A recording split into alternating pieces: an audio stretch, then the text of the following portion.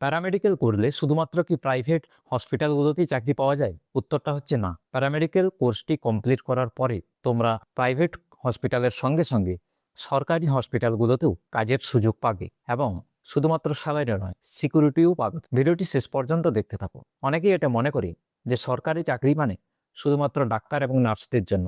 তা কিন্তু একেবারেই নয়। প্যারামেডিক্যাল করলেও তোমরা সরকারি চাকরি পাবে। আজকের এই ভিডিওটিতে আমি তোমাদের সঙ্গে বেশ কিছু প্যারামেডিক্যাল কোর্সের লিস্ট শেয়ার করব, যেগুলো করার পরে তোমরা সরকারি চাকরির জন্য আবেদন করতে পারবে এবং বড় বড় সরকারি হাসপাতালে তোমরা কাজের সুযোগ পাবে। প্রথমে যে কোর্সটির কথা বলবো সেটা হচ্ছে মেডিকেল ল্যাবরেটরি টেকনোলজি।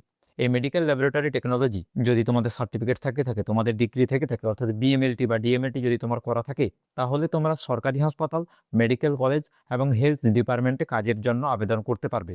তবে মেডিকেল ল্যাবরেটরি টেকনোলজিতে যাওয়ার জন্য তোমাকে বিএমএলটি অথবা ডিএমএলটি এই দুটোর মধ্যে একটা থাকতে হবে।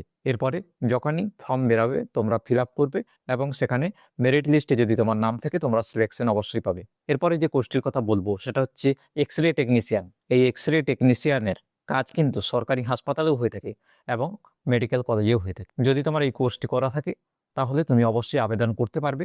এই ধরনের যখনই বিজ্ঞপ্তি বেরাবে তখন তোমরা আবেদন করে চাকরিটা গ্র্যাব করতে পারবে।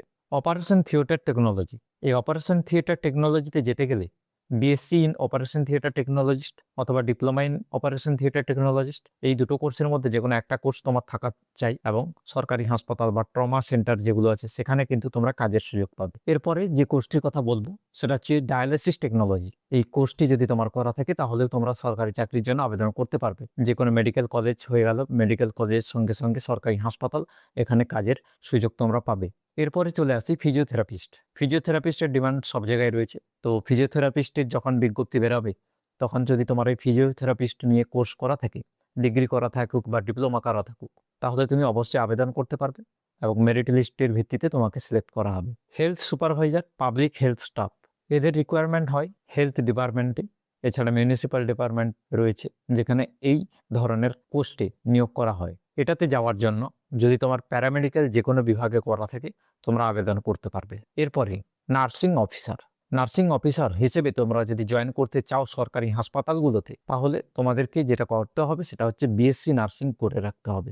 বিএসসি নার্সিং যদি তোমার করা থাকে এবং সঙ্গে যদি তোমার কিছু বছরের এক্সপিরিয়েন্স থাকে, তাহলে তোমরা অবশ্যই এই বিএসসি নার্সিং পদে আবেদন করতে পারবে। তোমরা শুধুমাত্র যে স্টেট গভর্নমেন্টের জবের জন্য অ্যাপ্লাই করতে পারবে তা কিন্তু নয়, সেন্ট্রাল গভর্নমেন্টের যে সমস্ত জবের রিকোয়ারমেন্ট বেরোয় সেখানেও কিন্তু তোমরা আবেদন করতে পারবে। সেন্ট্রাল গভর্নমেন্টে কম্পিটিশনটা একটু বেশি, তবে স্যালারিও প্রচুর হয়। স্টেট গভর্নমেন্টে তোমরা লোকাল পোস্টিং অবশ্যই পাবে, কিন্তু স্যালারিটা সেন্ট্রাল গভর্নমেন্টের তুলনায় একটু কম হয়। দুটোই ভালো, তোমরা যেটাকে প্রেফার করবে, তোমরা যেটাকে সিলেক্ট করবে সেটাই তোমার জন্য ভালো। তো বন্ধুরা, এই ছিল কিছু কোর্স, কিছু জব, যেগুলো তোমরা যদি করো তাহলে তোমরা প্যারামেডিক্যালের ওপরেও সরকারি চাকরি পাবে। যদি ভিডিওটি ভালো লাগে বন্ধুদের সঙ্গে শেয়ার করতে ভুলো না। চ্যানেলে প্রথমে এলে চ্যানেলটিকে সাবস্ক্রাইব করে বেল আইকনটিতে প্রেস করে দাও, যাতে আমার পরবর্তী ভিডিওর নোটিফিকেশন তোমার মিস না হয়। আমি এই ধরনের career related, education related video বানাতে থাকি। আজকের মতো এখানে ভিডিওটি শেষ করলাম। দেখা হচ্ছে নেক্সট কোনো ভিডিওতে।